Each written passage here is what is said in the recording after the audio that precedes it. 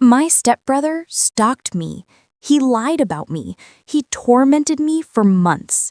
So I exposed him, and the school bully became the one begging for mercy. My name is Aria Cole, and this is my revenge story.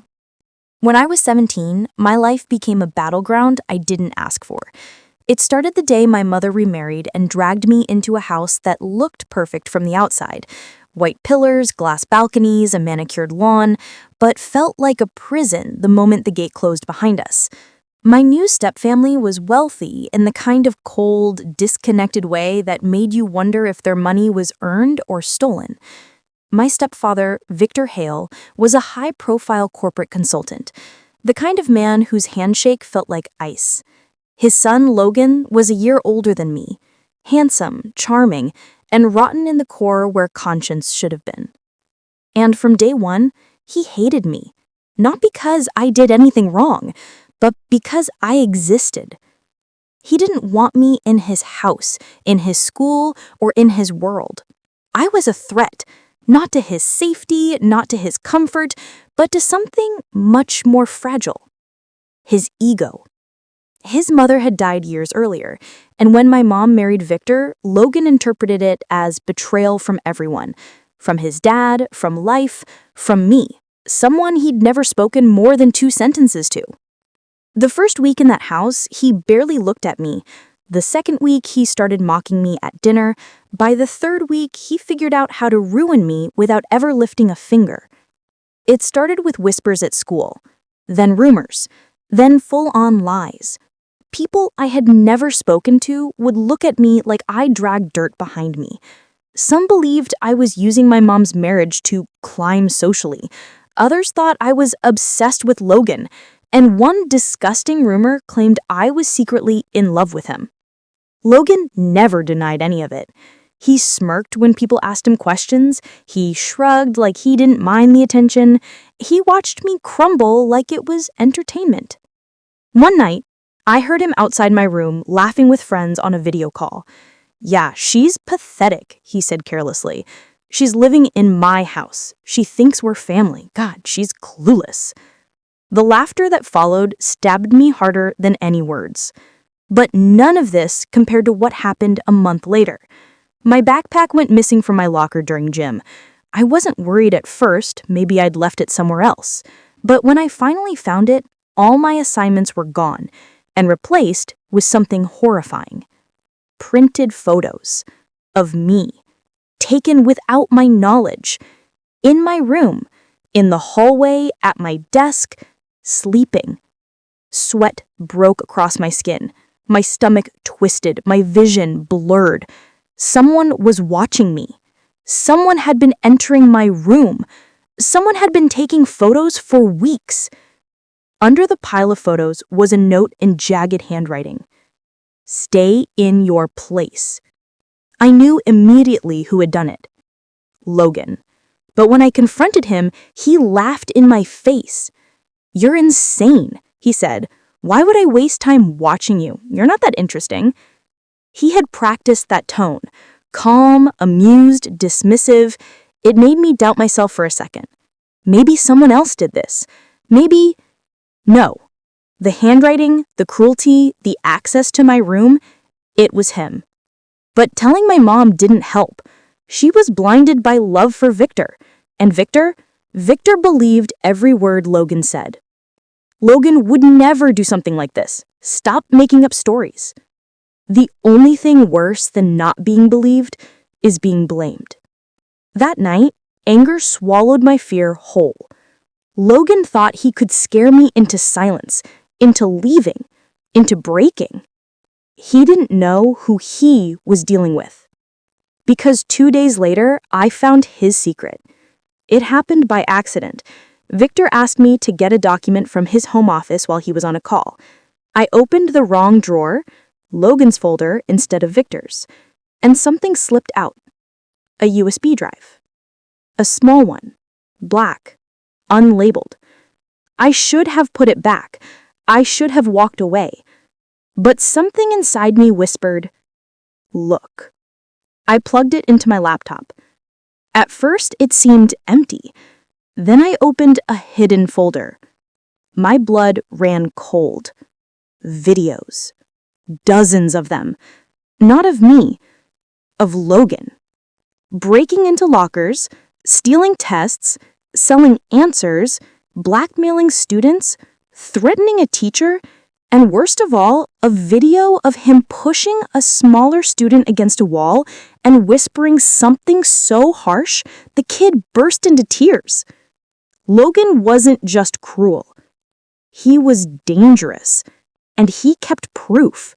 He recorded everything. Why? Power. Insurance. Leverage. Over everyone. My hands shook as I closed the folder. In that moment, the fear I had been drowning in turned into something sharp and steady. Control. For the first time since moving into that house, I had power. Power over the boy who made my life hell. I copied the entire USB. Then I put it back exactly where it was. That night at dinner, Logan flashed me his usual smug smile. For the first time, I smiled back. Not because I was scared, because I knew something he didn't know. His empire was about to collapse, and I was going to be the one who pushed it down. But this was only the beginning, because revenge works best when they never see it coming. The morning after I found Logan's secrets, the house felt different. Too quiet, too sharp around the edges. Like the walls themselves sensed something shifting. Logan strutted through the kitchen like he owned every inch of the world, tossing me a smirk as he grabbed a water bottle. He thought he'd broken me. He thought his little intimidation games had worked. But that smile didn't mean what he thought it did. It meant he was blind. Blind to the fact that I held a fuse in my pocket, one that, if lit, would burn his entire life down in seconds. I didn't act immediately. Revenge works best when it's patient, when it simmers long enough to boil. So I watched him, observed him, learned him. Logan was predictable, insecure, addicted to control. He fed on other people's fear. He needed everyone to know he could ruin them at any second. And now I understood why he kept those recordings. He liked having power. Power made him feel bigger than the shame he carried. Because deep down, he was terrified someone would see who he really was. A coward. A bully. Someone who lived off intimidation because he had nothing else. School wasn't any easier for me that week. Rumors kept spreading. People whispered when I walked by. Someone even scribbled "step slut" on my locker. Logan found it hilarious. He walked past me in the hallway with friends and loudly said, "Aw, she's crying again. Drama queen." But I wasn't crying. I was calculating. The first step of my plan began with a single person. Someone who hated Logan enough to help me, but feared him too much to act alone. Eli Parker. The boy in the video.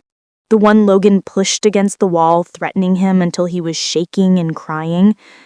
Eli used to be bright and confident. Now he kept his head down, walked fast, and flinched whenever he heard Logan's voice. I found him sitting alone behind the library during lunch. He looked up, startled when I approached.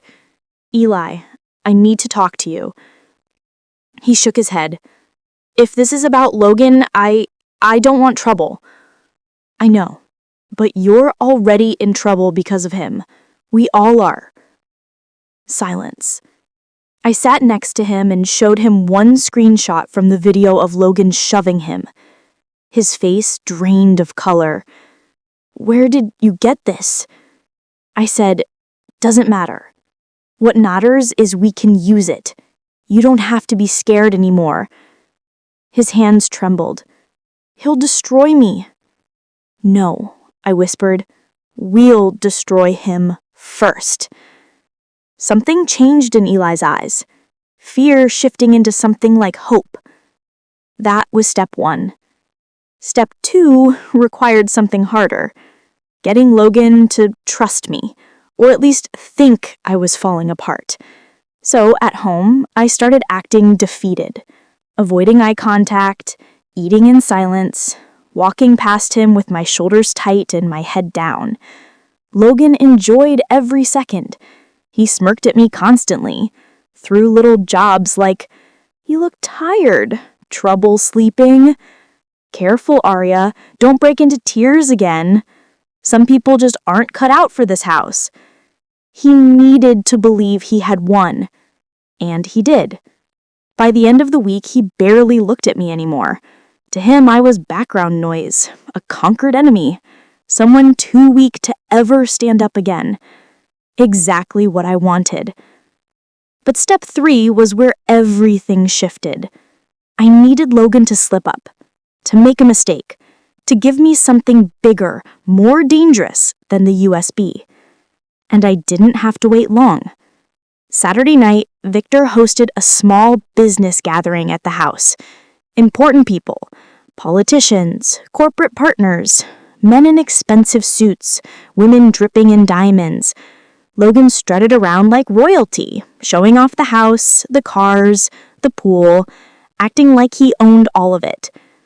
Around 10 p.m., I slipped away from the crowd and went upstairs to Victor's home office. I didn't plan on snooping, but that changed when I heard Logan's voice from inside. He wasn't alone. "Can you just handle it?" Logan snapped. "I paid you. I need that assignment rewritten now." A deeper voice answered, irritated, "I'm not your personal writer, Logan. If they catch you cheating again, you're done." "I'll be done if you don't fix it," Logan hissed. "Do you know what happens if my dad finds out? You think he's scary with you? Try being his son." My blood ran cold. There were 2 important details in this conversation. Logan was cheating in school, again, and someone else was helping him cover it up. The perfect leverage. I leaned in just enough to see through the door crack. Logan stood facing a tall, muscled boy, Jason Carter, a senior infamous for doing shady favors in exchange for cash. Suddenly, Logan lowered his voice, dark and shaky. "You owe me, Jason. Don't forget I have that video of your brother." Jason froze. My heart nearly stopped. Logan wasn't just blackmailing students, he was blackmailing families. Jason clenched his fists. "You're a psychopath." Logan laughed softly. "I'm a winner. Now fix the assignment." Jason stormed out moments later, brushing past me without seeing me. Logan closed the office door, humming to himself like nothing happened. But something had happened. Something massive. I now had proof of blackmail, proof of academic fraud, proof of threats involving minors. Combined with the USB, Logan wasn't just a bully anymore. He was a predator. Someone who used darkness like currency. That night my plan accelerated. Now it wasn't just revenge, it was justice. And Logan had no idea the storm coming for him. Step 4 came the next morning. I printed one screenshot from the USB, one image of him stealing test files from a teacher's computer, and placed it on the kitchen counter where he'd find it. No note, no explanation, just the image. A trap. At 8:13 a.m., I heard his footsteps thunder downstairs. "Arya!" he roared. I walked out calmly, sipping tea. "What's wrong?" I asked. His face was white. Not pale, white. He shoved the paper in my face. "Where did you get this?" I said, I don't know. Someone must have left it." "Don't lie to me," he snapped. "Only one person would dare." He stopped. Because in his mind, the only person bold enough to challenge him was me. "Arya," he said, voice dropping to something dark and dangerous. If you don't tell me where this came from, I swear that you'll do what? I asked quietly. Spread more rumors? Break into my room again? Or maybe send another threatening note? His eyes widened. For the first time, Logan looked afraid of me. He stepped back. You don't know what you're getting into. Yes, I whispered, stepping closer. I think I finally do. Before he could say anything else, Victor walked into the kitchen. What's going on here? He asked sternly. Logan jolted, stuffing the paper into his pocket. Nothing. Arya's being dramatic. Victor frowned at him. Don't talk to her like that. Logan froze. Victor defending me was rare. Logan didn't like it. He stormed off, but as he passed me, he muttered, You're dead. I didn't respond. I didn't flinch. Because I wasn't dead. I was just getting started. And what I planned for Logan Hale was going to be unforgettable. Logan didn't sleep that night. I knew it because I heard him pacing in his room for hours, steps sharp, fast, frantic. The more he panicked, the calmer I felt. He had spent months tearing me apart, piece by piece. Now he was the one unraveling, and I didn't have to lift more than a finger. But desperate people make dangerous choices, and Logan was the most desperate person I had ever known. The next morning at school, he cornered me in the hallway before the first bell. His eyes were bloodshot, his voice low and trembling, not with fear, but with fury held on a thin leash. What are you doing? He hissed. What game is this? I shrugged. Maybe someone's messing with you. Don't lie to me, he snapped, gripping my arm so hard I winced. You think you can play with me? You think you're smart enough to? Before he could finish, Eli turned the corner and froze when he saw Logan holding me. Logan immediately let go, trying to pull his face back together. Relax, he sneered. We're just talking. Eli stared at him with a hatred I had never seen in him before. Logan smirked because he loved that fear. What he didn't know was that fear wasn't fear anymore. It was rage. And that rage was about to explode. That afternoon, I pulled Eli aside.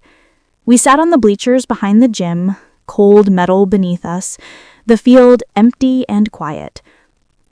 It's time, I said. Eli swallowed. Time for what? For everyone to see who Logan really is. He looked terrified, but there was something else there too, something darker. Hope. We waited until the end of the school day, when Logan usually hung around with his friends near the parking lot, surrounded by laughter and idolization and the illusion of power. This time, I walked straight toward him. My heart hammered, but my steps were steady. Logan saw me coming and stiffened. His friends noticed too, snickering, nudging each other. Well, look who crawled out of her hole, one of them laughed. But I didn't break eye contact with Logan. Hey, I said softly, can we talk? He narrowed his eyes. His friends hooted and whistled. Bro, she's obsessed with you. Logan forced a smirk, but there was a flicker of uncertainty. Make it fast. I just have a question, I said. Do you remember Jason Carter? His face drained of color. Before he could answer, I pulled out my phone, tapped a video, and watched his expression collapse as his own voice played aloud. You owe me, Jason. Don't forget I have that video of your brother. His friends froze. Whispers spread. Someone gasped. Logan leapt forward, grabbing my phone. Delete that! But Eli stepped between us, shaking, but solid. No, he said quietly. You don't hurt people anymore. Logan lunged at Eli, but his friends held him back because fear was shifting. It wasn't directed at Eli. It was directed at him. Suddenly, Logan wasn't the predator. He was prey. I didn't need to say another word. I turned and walked away, leaving him in a storm of whispering, judgmental eyes. His grip on the facade he'd built was cracking, and he knew it. But I wasn't finished. That night, I executed the real plan. I gathered every video from the USB, the bullying, the cheating, the blackmail, the threats, and I packaged them into one folder labeled Logan Hale Evidence. Then I sent it privately and anonymously to the school board, the principal, the district superintendent, Jason Carter, 3 teachers Logan had blackmailed, and Victor, and my mother. I wasn't trying to get Logan suspended. I was trying to shatter the illusion that he was untouchable. At 7:12 p.m., I heard Victor's voice echo through the house. "Logan, get down here right now!" I stayed in my room, door cracked open just slightly. Logan thundered down the stairs, his voice shaky. What's wrong?" "What's wrong?" Victor roared, slamming his laptop shut. "I just received a collection of videos showing you threatening students, blackmailing them, cheating, violence. It's fake. Dad, it's not real. Someone is framing me." Victor threw a printed still from one of the videos at him. He stared at it. His face turned gray. "You recorded this yourself," Victor thundered. "How can this be fake? That is your voice. That is your face." Dad, please." "And how long has this been going on? How many people have you been threatening?" Logan's voice broke. "You don't understand." "No," Victor snapped. "I understand perfectly. You've disgraced this family." Silence. Then, "I can fix it," Logan whispered, voice descending into panic. "Just give me time." "Fix it," Victor roared. "You ruined everything. You are done. Do you hear me? Done." My mother tried to intervene. "Victor, please, he's still a kid." "He's a criminal," Victor spat. Logan choked on a sob. Real tears, raw panic. This wasn't the powerful boy from school. This was a terrified child facing consequences for the first time in his life. He tried to speak again, but Victor cut him off. "Go to your room, now, before I call the police." Logan stumbled upstairs, crying, actual crying, not the manipulative kind. His footsteps were uneven, his breath ragged. For the first time, he felt small. For the first time, someone had more power than him, and he knew I was the reason. That night, he slipped a note under my door. A single sentence written in shaky handwriting, "Please, don't destroy me." I stared at it for a long time, not because I felt pity, but because the boy who once terrorized my life was finally feeling what he made others feel every day: fear. But I wasn't finished, because Logan had one final secret left, one that would break everything open even more, and I had only just found it. The revenge wasn't over. It was just reaching its climax. The night Logan slipped that note under my door, I stared at the shaky handwriting far longer than I wanted to. "Please don't destroy me." The irony of it tasted bitter on my tongue. He had spent months destroying me, tearing down my reputation, my friendships, my safety, my mental stability, and he had never once asked me to stop, never apologized, never hesitated. But now that the tables had turned, now that someone finally stood up to him, he suddenly remembered how to beg. I didn't respond. Not because I was cruel, but because I was finally learning the difference between mercy and enabling. And Logan didn't need mercy. He needed consequences. The next morning, the house felt thick with tension. Victor's rage from the night before lingered like smoke. My mother was silent, moving through the kitchen like she was afraid of breaking something fragile. Logan didn't come down for breakfast. When Victor left for work, the front door slammed so hard the picture frames rattled. For once, the house wasn't suffocating me. It was suffocating him. I headed to school with Eli, who walked beside me with a strange mix of fear and awe. "Everyone's talking about the email," he said quietly. "They're saying the principal called an emergency board meeting." "Good," I said. "It's time people know the truth." Eli hesitated. "You're not scared?" I thought about it. I said, "I was scared for months, but not anymore." When we reached the school grounds, something felt different. People weren't whispering about me. They weren't staring at me. They weren't laughing. They were staring at him. Logan stood at the top of the front steps, surrounded by a crowd of students. But this time, there was no laughter, no admiration, no idolization. Just silence. A teacher stepped out of the building and cleared his throat. "Logan Hale, please come with us." 2 administrators flanked him.